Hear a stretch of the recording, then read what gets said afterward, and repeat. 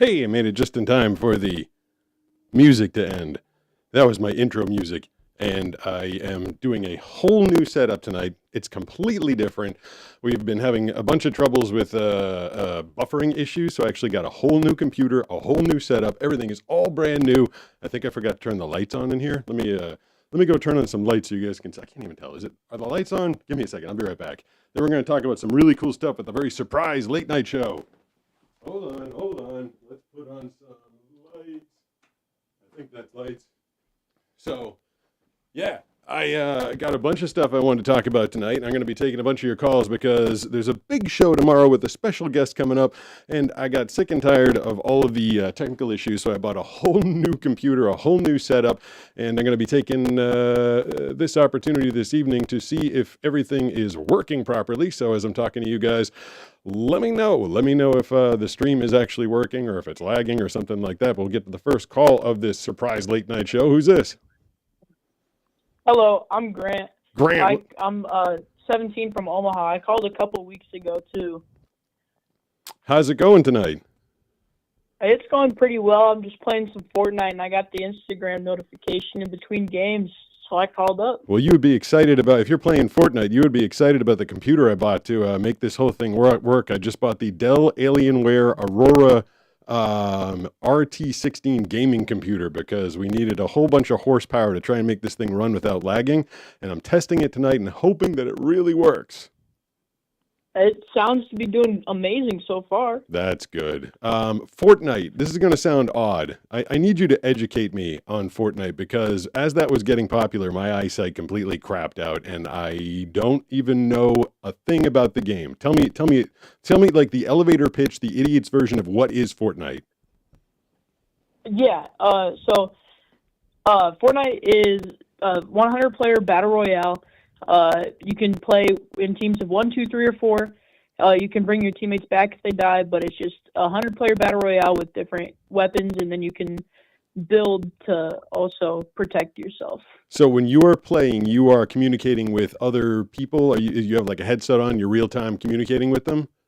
Yes, if I'm in a team, I will real-time communicate with them. That's kind of cool. I remember there was a game, it had to be like 1997. There was a game out called Rise of the Triad. I'm sure it was before you were born. But my roommate in college was a computer engineer. And before then, every game that you played was just by yourself. Or if you were playing two players, you were sitting like right next to each other. But he networked all of our PCs together in this game called Rise of the Triad where me, him, and our other roommate, Chad, could sit in our different rooms and we were connected through an Ethernet cable and we could play in the same space at the same time, but we couldn't talk to each other other than just like screaming at each other from one room to another like, I got you. I think that was like the first like network game ever, 1997. Yeah, it definitely sounds fun memory building. Yeah, it was pretty basic at the time. I'm sure everything now is a lot cooler, but anything else going on? Or are you just calling to say hi this evening?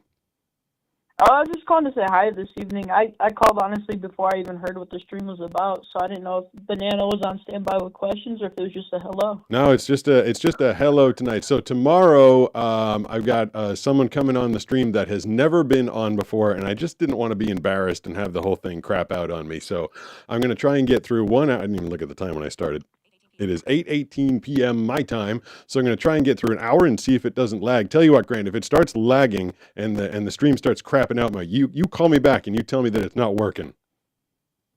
All right, I will. Thanks a lot. Just like how I had to do it with all your audio like 3 weeks ago. Yeah. Oh God. Yeah. There's been issues. But we're getting them squared away. Once a week, we tackle at least one issue, and hopefully we get it fixed up. Thanks for the call tonight, Grant. I'm going to be talking to. You know what? I guess I'll just bang through a bunch of calls. I had a couple stories I wanted to tell, but this being a surprise show and a different time, Grant has obviously called before, but this is usually not the time that I'm on. So we'll see if we can get some different people that we haven't spoken to in the past. Who's this? Hello, my name is Remy, and I'm one of your followers, and I was wondering, so I've been trying to get into surfing, Yeah. but I only really know how to paddle out and stand up on the board. I was wondering if you had any tips for me. There's a what app are you watching on, first of all, Remy? I wanted to ask if you don't mind. I started watching you on YouTube, but then I got Instagram. Okay. Was it working good? Everything was coming through all right? Yeah, everything's been coming through all right. All right, that's good. That's one of the main reasons I came on tonight. But where are you calling from so I can give you some good surfing advice? What state of the union do you live in? Virginia. Okay, so the biggest thing I tell people is to get a big board. Like the fastest way to have success at surfing is to have a big floaty board. I got really hung up on trying to get small boards real quick because the big ones were weird for me. I just had trouble getting them down to the beach and navigating on the beach with them. And it kind of slowed down my whole process of learning how to surf because standing up on a small board is really hard, but getting up on a bigger board is a lot easier. What level are you at? You paddle out and you can catch a wave? Is that you're just getting started? Yeah. All right, and then what you need to do is learn to start reading the waves and figure out if it's coming as a left or a right, which, as you can imagine, is a very difficult thing for a blind person to do. When I get on a wave, as I'm dropping, I listen for where the wave is breaking, whether it's to my left or to my right, and I make that adjustment at the very last second. But if you can read which way the wave is coming, you want to go away from the break and run parallel down the wave as opposed to just straight towards the shore. Have you gotten to that part of surfing yet or no? No. The last time I surfed, I would just have my dad, and he would help me with that. Okay. I mean, a whole awesome way to have a good time surfing is just to be on the inside and catch the whitewash. I mean, are you beyond that? Are you like, I don't want to just do whitewash anymore. I want to get out to the real waves? Uh, Last time I surfed, I was decently further out into, like, out of the beach with my dad, and I enjoyed that a lot more than just being in the whitewash. Okay. And Well, my advice still holds. A big board allows you to get into those waves. A short board is when you're popping up, the wave is basically getting ready to break or it's crashing. But if you're on a bigger board, you can get into it a little bit earlier. You can just kind of get your paddle speed up. And as the wave is forming, then you get up and you start to ride it. And then when it breaks, you're already set your position. You're already going down the line. I'd say just take a big foam board out if you want to go out with your dad and he knows how to read the waves and stuff. Just go out into that further part, but as the waves are starting to form, paddle your butt off and try and pop up as it starts to give you some forward momentum. You should have some success, but I'd say a big foam board. If you haven't got one already, if you're looking to rent something, just rent a big one. yeah, because my dad already, we have like a really big foam top. And I agree with all your statements because I think it was 2 years ago, and when I went to France, my uncle, he's a really good surfer, and he would let me use his really small hard tops, and I found it so much harder than those really big soft tops. Yeah, they're really hard. Next time you go out, take that board, give me a call back. Let me know how you do out there, Remy. I appreciate your phone call. One story I kind of want to tell, I did say I wanted to get through a bunch of phone calls, but people have asked me this before, and I had this epiphany of my entire life while I was surfing, and I've been losing my eyesight slowly throughout my life, and I was always compensating in different ways. There was magnifying glasses that I used to use, large print text, then there was books on tape, and then there was text to speech. And when I very first started to surf, and I was out there trying to read the waves, like I was just talking to Remy about whether it's the left or right or when it's coming and how I'm going to perform on it.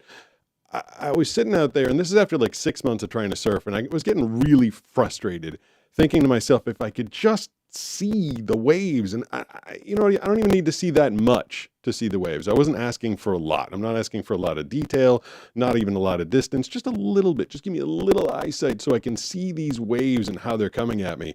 And I was getting real frustrated and real worked up and really upset about the fact that I couldn't see them. And it finally hit me as I was getting all worked up about something that was never going to happen. I wasn't going to see the waves. My eyesight was not going to improve suddenly. God wasn't going to give me just enough eyesight to see a wave so I could surf better. And what I realized was I just had to work with what I had. And that was kind of an important lesson for me. It sounds kind of silly. It sounds kind of obvious, but I was grinding my teeth out there on the board, just upset that I couldn't do what everybody else was doing. And it finally hit me. It's not going to happen. This is what I've got. I've got no eyesight, but I've got my hearing. I've got my feel. I've got a good sense of the water and what's going on around me. I'm going to start using the tools that I've got to focus those and try and see if I can surf that way. And it was really 6 months of beating my head against the wall, wishing I could see. And it was this just big moment in my life that, I realized that I had lost my eyesight. I'd been losing it for a long time. I'd lost it before that, but it really hit me that at that point it was gone. And there wasn't anything I was going to be able to do about it. And all I was going to do was be able to live my life with what I had going forward and do it the best way I could. That was a really important moment for me. It came on a surfboard, which is one of the reasons that surfing has just been so important to me. A lot of epiphanies out there, a lot of work ethic that I've learned, just a lot of things have come to me through surfing. And I appreciate the sport so much for that. This is the Random Surprise Late Night Call-In Show, 760-517-6844. Talking to you guys. Who's this? Hey, Pete, this is Cody. Cody, what's going on? Oh, not too much. I was just calling in to say what's up, I guess. I called a couple times before. Not sure if you remember me or not, but yeah, what part of the country are you in, Cody? Sorry. Remind me. I'm in Michigan. Oh, that's right. Okay. And, well, what is it? So it's coming up on midnight out there, right? Yeah, getting close, yeah. What is going on tonight? So not much going on tonight. I did want to let you know on YouTube, the stream, the audio is a little crackly. I'm not sure if that's just for me or not, but I did want to tell you that just so that you knew. I can probably try and pull my volume down a little bit. Anything more than that, I'm going to have to get up and walk over to a computer and pull it down a little bit, but I definitely appreciate the technical feedback. That is what I'm trying to hammer out tonight. Now, if I recall, you are blind as well, Cody, right? Yes, I am. So you wouldn't be able to tell if the stream itself is lagging, but I guess you would know. I guess the audio would just be completely cutting out. That wasn't happening, was it? Yeah. No. The audio is actually really clear. It's just a little crackly, like I said. That's about it. It almost sounds like it's on vinyl. You ever listen to a record, like a really old record? Yep. It almost sounds like that. It's not quite as crackly, but it's the same type of sound. Is it doing it consistently or just kind of every once in a while when I get kind of loud? It's doing it pretty consistently, kind of on like your S's and D's and stuff like that, I guess. All right. I'm gonna play with one little knob while we talk, and you can tell me what's on your mind.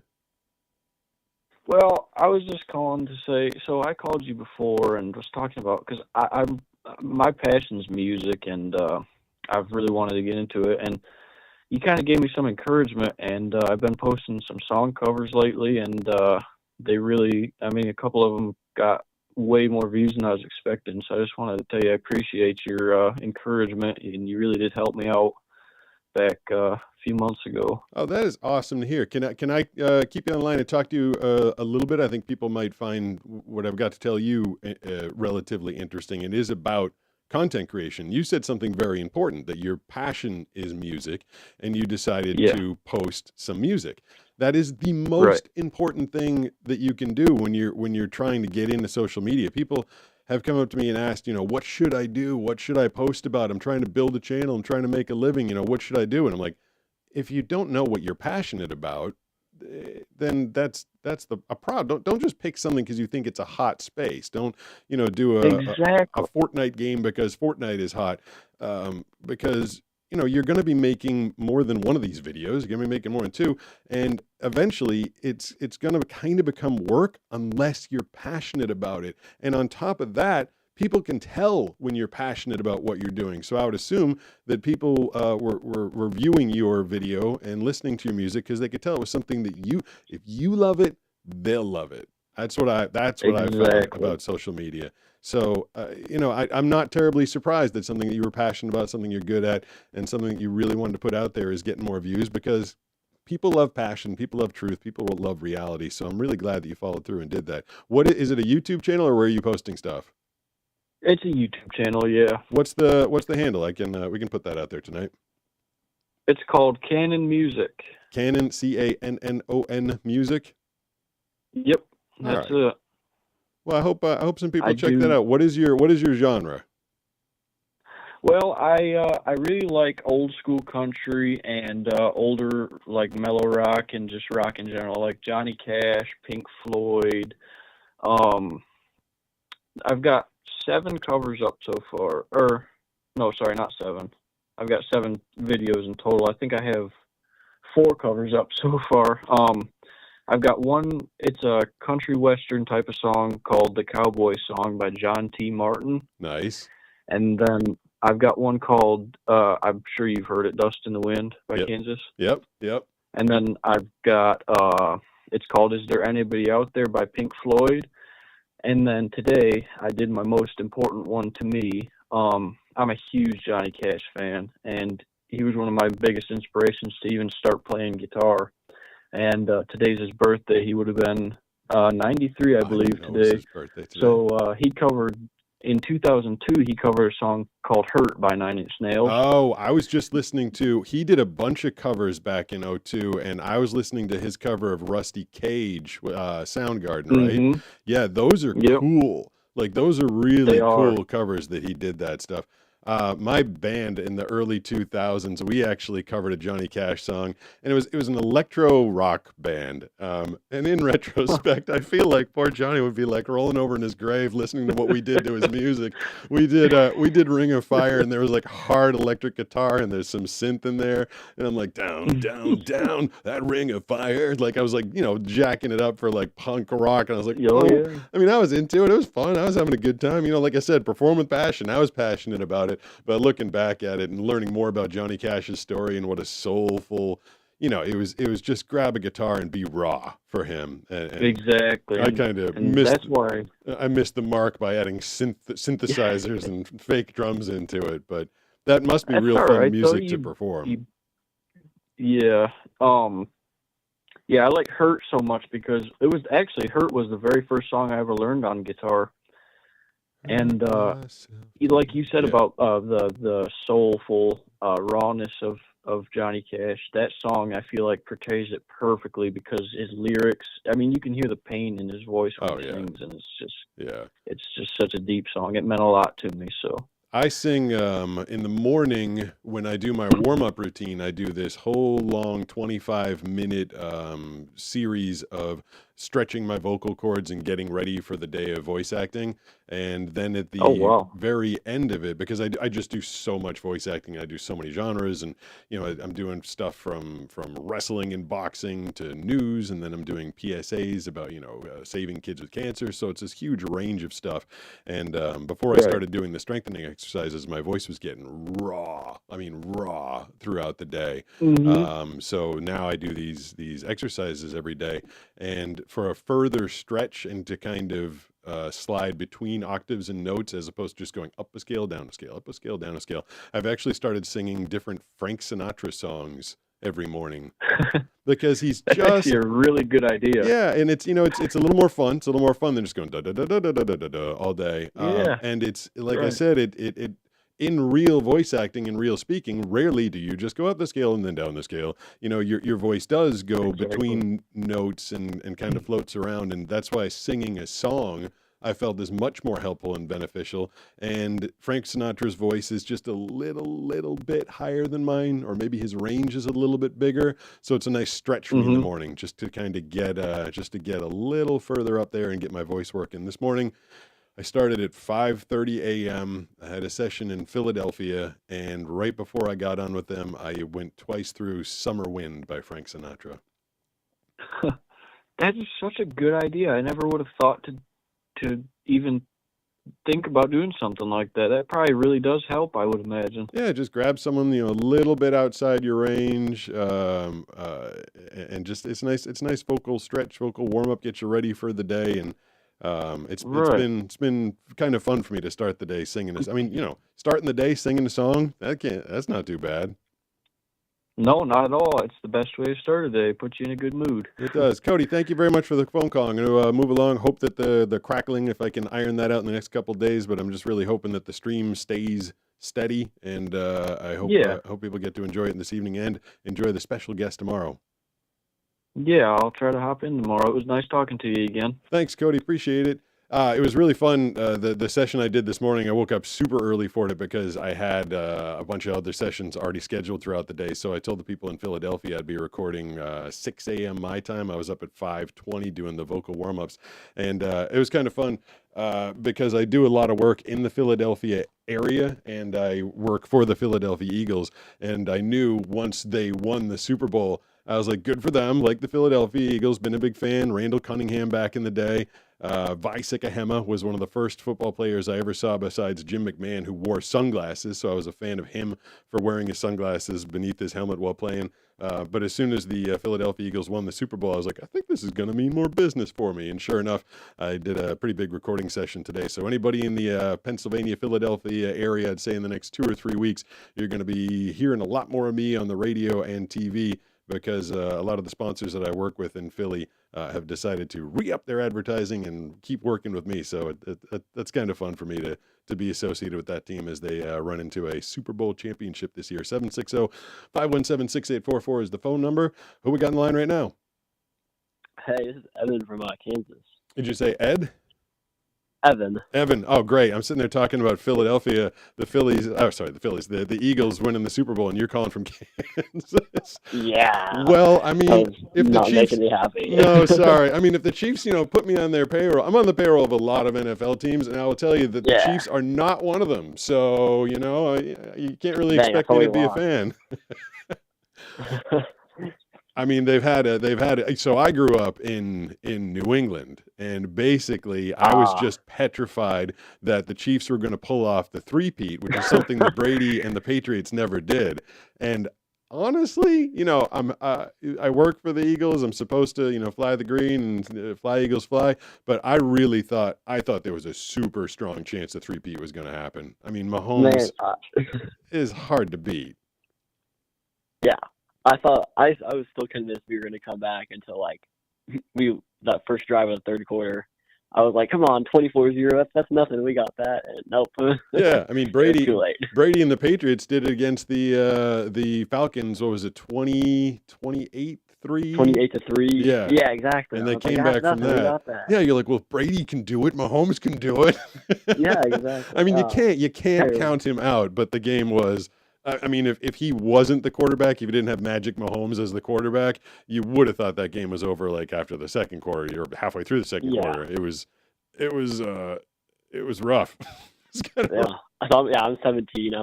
I'm partially blind, so I'm the big affiliate with the Kansas School for the Blind. So I think that's super interesting. You're super cool, by the way. All of us out here love you. Oh, that's really nice. Thank you. Hey, did you hear Anthony Ferraro did a video? I think it was at a Portland Trailblazers game. There's this new technology where there's this board that you can lay your hands on, and you can follow where the ball is on the court. And I believe that they have this for football games too. So you can go to the stadium and kind of feel where the ball is going, where the players are. And he said something funny, because I get invited to a lot of events because I do work for a ton of professional sports franchises. And the last game I was at was Raiders versus Rams. And, I mean, it's kind of embarrassing. Every few minutes I got to turn to a Banana or someone like, what's the score? Because, I can't look at the scoreboard.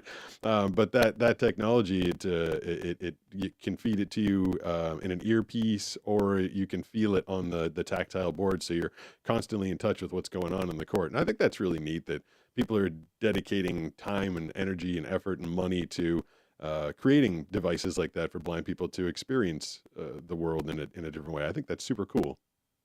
Yeah, that's super interesting. I'll have to look into that. So 17, are you like a junior? Is it the same structure as a regular school, like a freshman, sophomore, junior, senior? It is. I don't actually go there. Okay. I work for them during the summer, during their summer programs. I'm a teacher's aide there, and then I just do sports with them too. Okay. And are you going into are you in your senior year of high school or going into?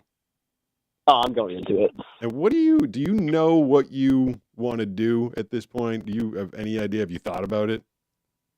A little bit. I kind of want to be like a adaptive PE teacher. Oh, cool. All right, so you got a path. Yeah. I I I think I knew basically the moment my voice dropped and everybody's like, you should be on the radio. And I was like, oh, okay. So like age 13, I was like, all right, I got a pretty good idea of what I'm gonna do. It was more of a pipe dream goal. Like I didn't think it was a sure thing that I was gonna end up doing voiceovers for a living, but it was definitely a goal of mine from an early age. Although when I got into college, I went to Boston University. I ended up majoring in mass advertising and psychology because I thought I wanted to be on the radio. I thought I wanted to do TV and stuff like that. But in the strong chance it didn't work out, I thought I'd try and get a job at like an advertising agency or something like that. I always thought that was probably going to end up being my path. Yeah. That's super cool. I, Lucky you though. You got yeah, the voice. yeah. I mean, I started as soon as I got to the radio station. I started my freshman year in September, and by October, I had an internship at the radio station and started my path real early. And it's funny, I still meet people in their like 30s and 40s. They're like, I still don't know what I want to do for a living. I'm like, man, I feel like I was lucky to know at an early age. So if you wanted to do adaptive PE, is it like a 4-year program you have to go to, or is there like a 2-year? Do you know yet? I think it's a 4-year. You kind of have to get. It's something like, I'm not sure. I haven't looked into it too much. I kind of just realized it a few weeks ago. I was at swim practice right at normal high school, and I was like, man, I would love to help, blind kids learn how to swim. It's such a good skill to have. Yeah, yeah. The last time I swam competitively ever in my life, I was a high school competitive swimmer. I was a captain of my swim team, and I was at the state championships. I was a sprinter, and I was in lane 5. I was in one of the middle lanes, and when you're in the middle lanes, Oh, it was the worst. well, that you have the faster. I don't think I was gonna win, but I was gonna. And the block was old. It was crappy. I think we were at Harvard. I think we were at Harvard University's. Was it Harvard? I don't remember where we were, but the block ripped out of the tile floor that it was on. Oh no. And so instead of shooting forward, I went vroom, straight down, and I just kind of Oh. stood in the pool for a second, thinking it was going to be like a false start or something. And I hear my coach, Rich, he goes, go. And I'm like, okay. That's So terrible. They yes. didn't let you re-get it? No, it was That's my awful. very last, very, very, very last time to compete. And I ended up getting second to last because, I had a horrible, Hey, better than last. yeah, I kind of on the block. I had some vision back then. And the bolts, just like they're That's so shot. cool though. Yeah, yeah. No, it's happened to me before. We were at a meet and they had like the adjustable backs on the block, so you can scoot it up or back however far you want. Yep. And I had it, and I didn't realize it hadn't locked in. So as soon as I pushed off, instead of my foot, launched me forward, the block just shoots backward. Oh, that's the worst. It's so tough when you Oh. work so hard and you train so hard, and then it's an equipment thing. Like something about the equipment Yeah. fails you. You're like, that's not fair. Like, can we restart? Yeah, that's all I wanted. Well, thank you for the call tonight. I'm going to move along, see who else is Yeah. out there. Thanks for calling and saying hi. And I had 8:44. I had absolutely no plan for tonight. No plan whatsoever. I just got this brand new computer in the mail.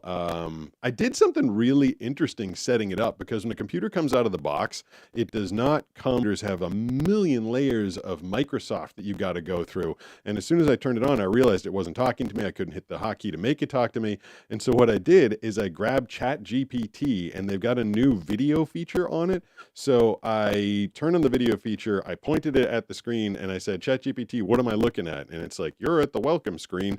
Would you like, it's asking you if you want this computer to be in English. Hit enter if you do. And I'm like, holy crap.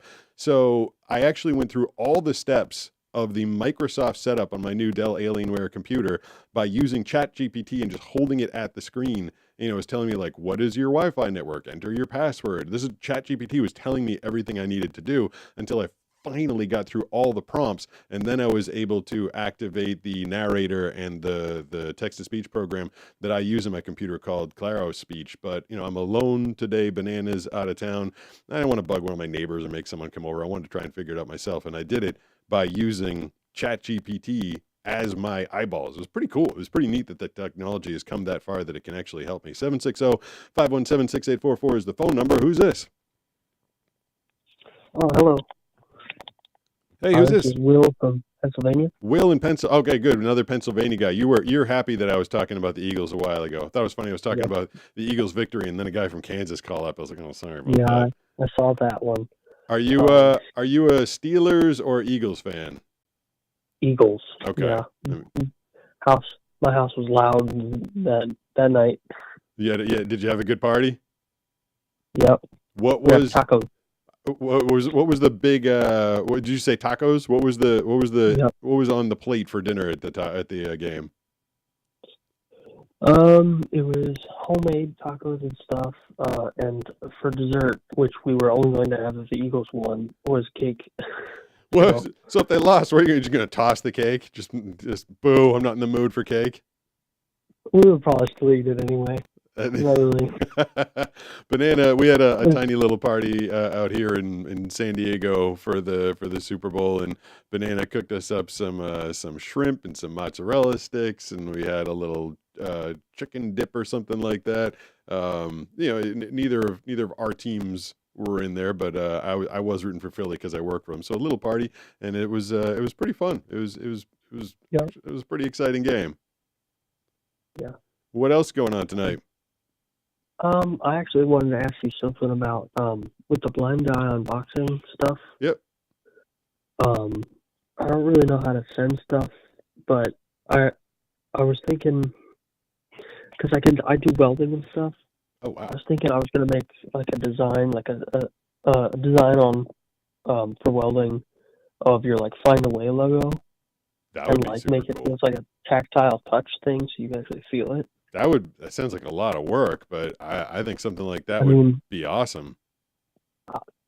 I love doing that kind of stuff, so I just don't know how to send it to you If you're to the blind eye what unboxing stuff. platform, what app do you watch the unboxings on usually? On the screen, and then says more, and then you Right. get the description. And if it's not in one, I might have just forgotten in that one, so it should be in another one. But it's Right. what is the address? If you want to rewatch this, maybe I can say I think it's 300 Carlsbad Village Drive, 278A, 278. No wait, 108A, 278, Carlsbad, California, 92008. That's gonna be hard to remember. So just I'd say go to any one of those videos, and if you do come up with a Right. project, that would be super fun. That would be very cool. Some guy made a very talented woodworker sent me a huge Super Dog logo. In the big. I S saw logo. that. Yeah, I saw that one. Yeah, I saw that on one of your clips. That's That was pretty neat. it was really I think that's what made me think about doing it. really.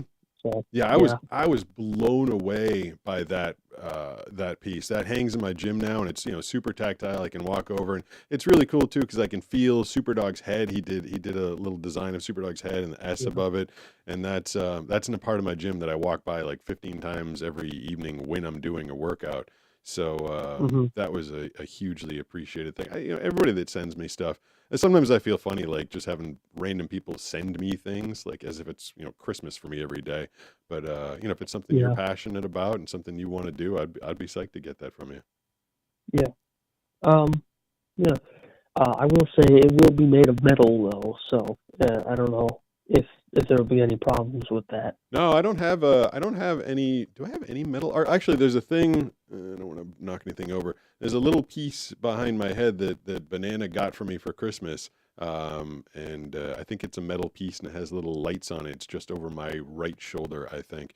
It's a tiny piece. That was something she grabbed online and had customized, but something from scratch made from welding. I always thought welding was super cool. That's obviously not something I can do by feel. My welding teacher's actually he surfs. Oh, really?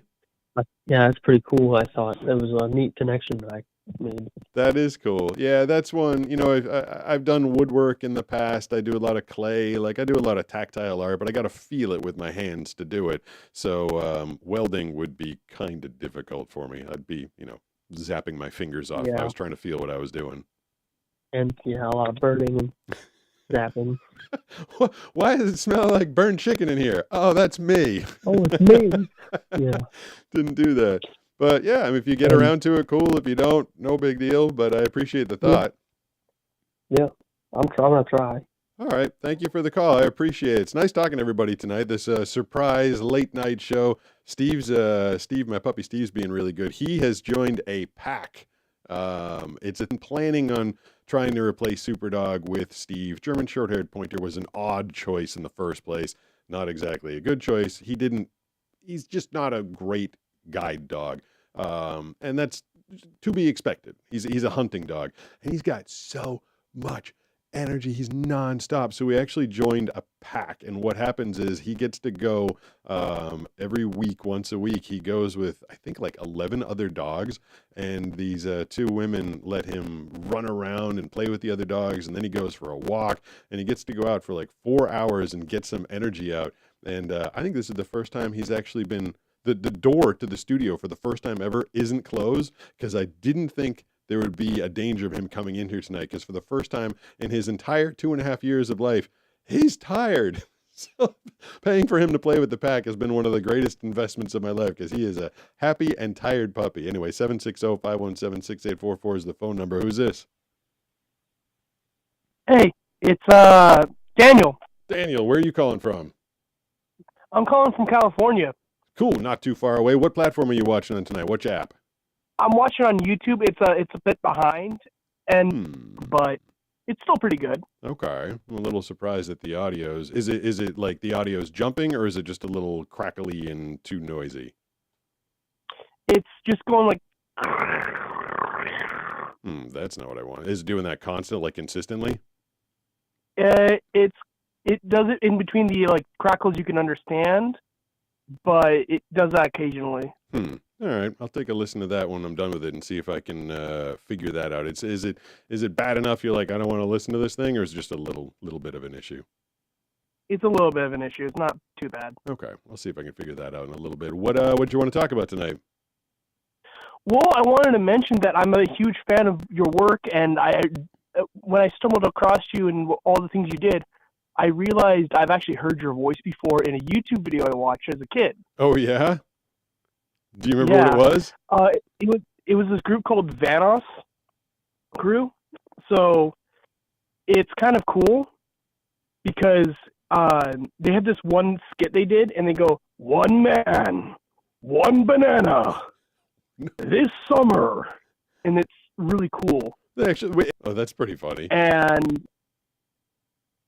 I wanted to ask also, how would someone make a tabletop game playable for blind people? I've been playing some games like Cards Against Humanity or something like that, and I always have to pair up with Banana, and she reads the cards, and there's not many games, and I always hate being when there's a group of people and they want to play a game, I'm always like, I can't play that one, and I want to ruin all the fun because I can't do it. Someone sent me a Bop It for a blind guy unboxing a little while ago, and that's totally tactile and sound. That's not exactly a table game, but you can play it in like 2-person or 4-person, something like that. But yeah, I mean, it's hard. It would have to be tactile, or it would have to have some sort of an audio interface with it. Otherwise, I'm just teaming up with a partner to do all the reading for me. Well, there's softwares to play tabletops online, so you can have a system read it for you if you needed. Yeah, I mean, if there was a way, because the text-to-speech on the phones is pretty spectacular. I think if there was a way that the game, like everybody else, could be interacting through the phones, or I could have an earpiece in or something like that. Yeah, that has been, we usually end up playing beer pong or, fruit juice pong. For those under 20 games are kind of difficult when you can't see. That's really cool. It's just been really exciting to finally be able to talk to you, because I've seen a lot of your videos and I've been wanting to talk to you about a bunch of stuff. One of the things I wanted to mention was I'm kind of self-taught when it comes to voice acting. Yeah. And there's times where I get them to laugh so hard. I do it at work because it's the same like sentences over and over, and kind of like that. I work at Chick-fil-A. Yeah.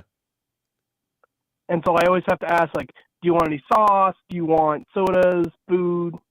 Those things. But So Do you do it in just to entertain yourself throughout the day? Do you do it in a different voice? I do it in different voices. I do accents. I do all kinds of stuff like that. That's kind of fun. Makes it a little entertaining for everybody. Kind of gets you through the day as well. I always do. People that like have a spiel that they have to do at work or say the same things over and over again. I'm like, how do you prevent from? I got them in my throat. How do you prevent from like not going insane or going insane when you have to do the same thing over and over and over? That's a pretty fun way to do it. Just do it in different voices. Yeah. But I would love to like talk because I haven't done a lot of video games. Isn't my specialty. It's been years since I was in one, but I was featured in Grand Theft Auto, Vice City, and San Andreas were the last games. Yeah, I mean they're pretty good games to be in. And then it was I can't remember. I think it was the Vice City one. They released the CDs from the game. There was all the music and then the little interstitials and the fake commercials that I was doing that ended up on the CD. And the CD went, I think it went gold, and then I think it went platinum too. And I ended up getting some certificate that I was part of like a platinum record. I was like, neat. I didn't actually get the record to hang on the wall, but it was such a popular game and such a popular soundtrack that it did end up selling like 1 million or 500,000 copies, something like that. So if I was going to just be in a couple games, those are two cool ones to be on. Yeah.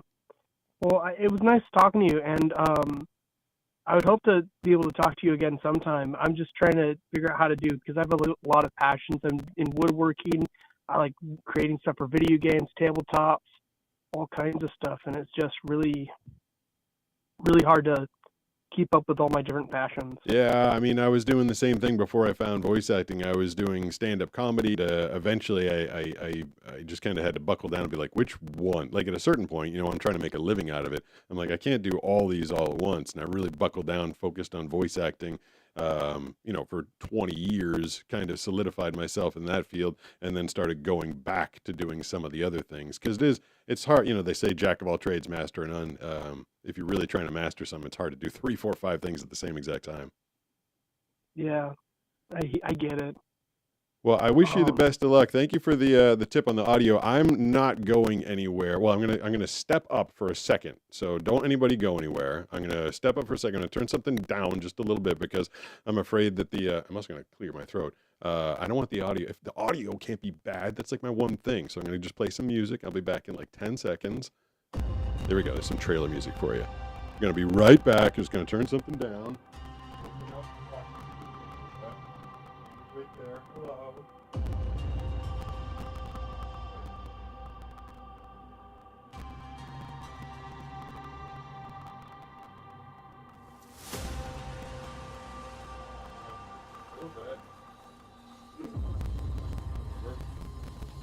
Back. And I don't know if that's going to cure all the problems, but I turned down the gain a little bit because I was thinking that maybe it was just a little too hot coming at everybody. Hopefully the audio hasn't been too bad tonight. Thank you for bearing with me on the practice session of a couple more calls. We shall see who's on the line right now. Who's this? This is Titan. Titan. Great name. Where are you calling from? Tennessee. And what platform are you watching on? TikTok. TikTok. Cool. Things sounding and looking decent on that platform? Yeah, except my internet's buggy, so like it's 2 seconds or so behind.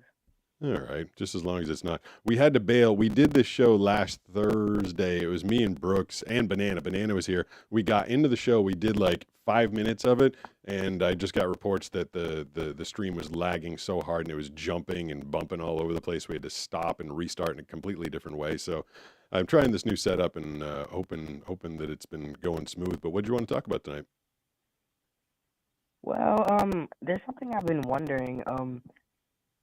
Were you like born blind or like did an accident happen or something? Neither. I lost my eyesight over time just due to some really crappy genetic luck. I was born with perfectly good eyesight, but it started deteriorating immediately, very slowly, so I didn't notice. So it didn't cause me to lose my eyesight immediately. It wasn't an overnight thing. I've met a couple of people that have lost their eyesight due to injuries and accidents. They, could see one day and then were blind the next. I'm like, that's horrifying. I was losing mine very slowly over time.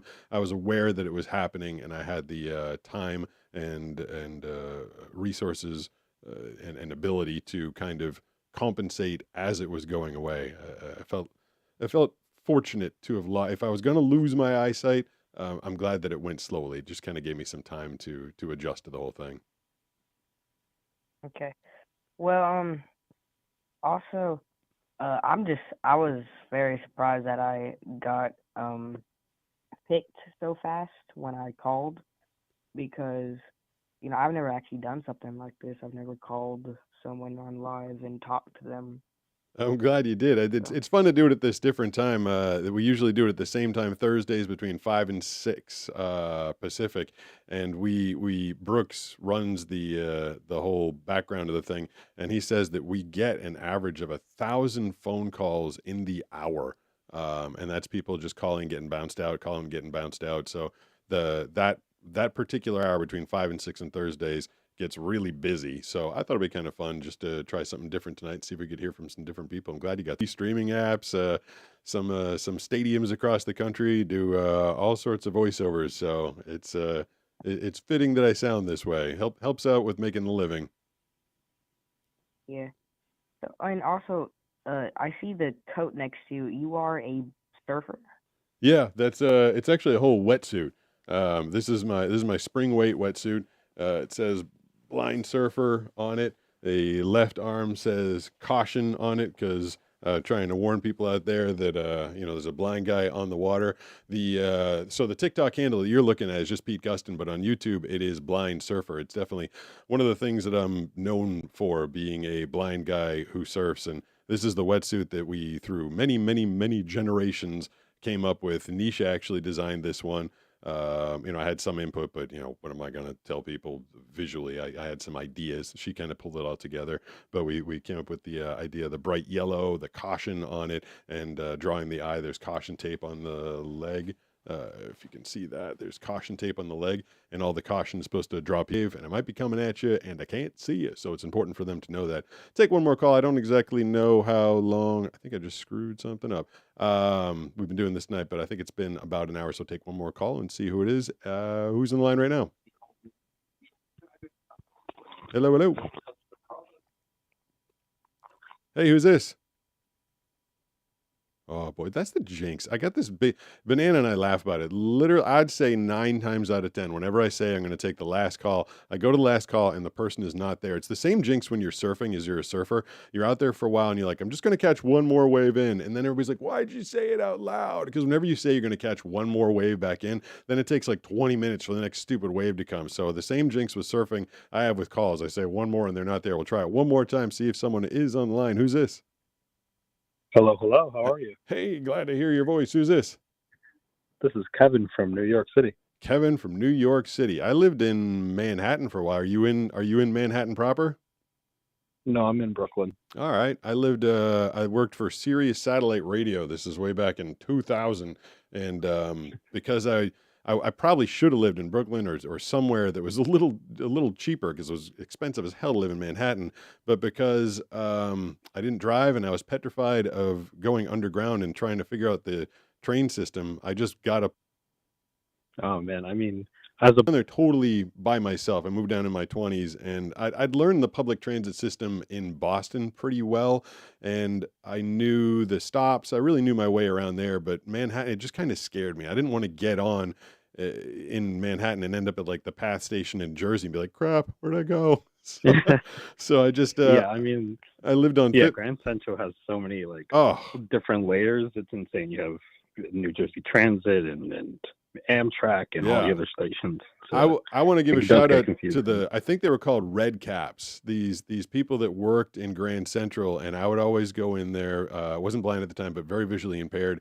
And they were red cap people that would totally help me out. They'd walk me to the track and tell me where to go. If I ever had to get out of Manhattan on a train, I felt pretty comfortable in Grand Central, but getting around the city, I was just more comfortable. I started on 54th. And then I started walking down. I just counted in my head. Now I'm on 53rd. Now I'm on 52.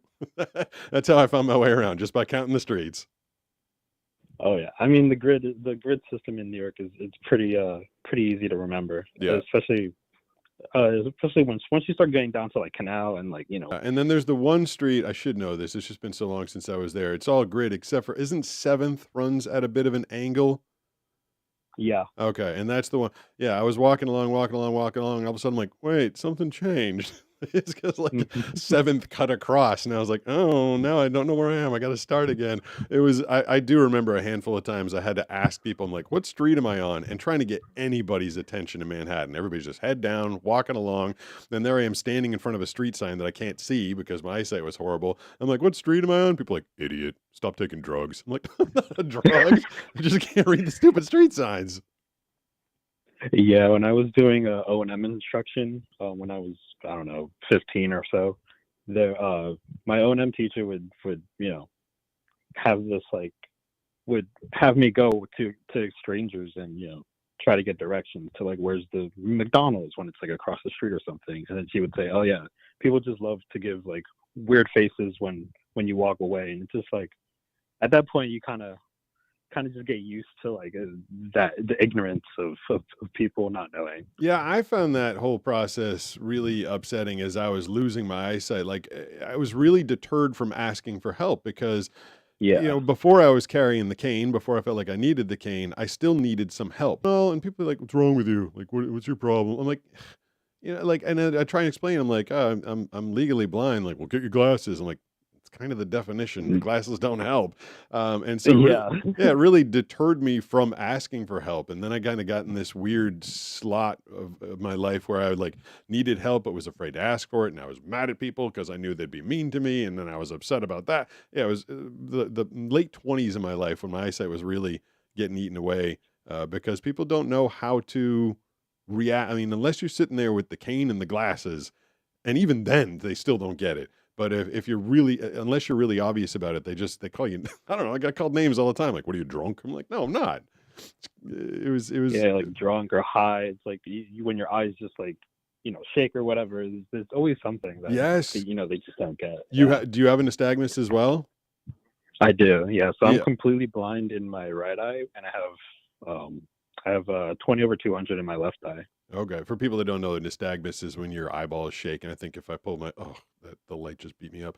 I think if I pull my glasses up, you can see my eyes do shake. They wiggle back and forth and back and forth. And for people that don't know what that is, like you said, they're sitting, I'm like, I don't know where I am. I can't find things. My eyeballs are shaking. They're like, this guy's a mess. They don't know what to make him. Like you're on drugs when, or some, I'd have to ask like some of my childhood friends, like, did you ever notice my eyes shaking? I don't know if it was a lifelong thing or not. Yeah, I mean, I think the first time I like realized that like I had nystagmus was when I went to the eye doctor, and you do that test where you have to look at like the floating balloon or whatever, and then they have to like your eyes just keep shaking so they can't get like a clear picture. Yes, that was something I did notice that. I thought that was kind of like stress induced. I thought that I was, my eyesight was fading and I was focusing so hard. I'm like, no, I'm going to squint my way and see what that is. And I felt like that was like it probably did. It probably exacerbated the situation. I might have had some shakies and that made it worse. But yeah, like when you try really hard to see something, then you really can't. It just compounds the problem. Oh yeah. I mean, even like going to the doctors, like eye doctors, there's always like there's always the initial like, ooh, can I bring like all the new residents in so they can look at the blind guy? Yeah. Someone in one of these calls, I forget his name, and I apologize if he's watching and listening, but he said to me in his blind school, they told him that when you meet someone from people floating around in the world, I mean, the sheer number is pretty big, but compared to the overall population, you're just not going to come across a lot of blind people on a daily basis.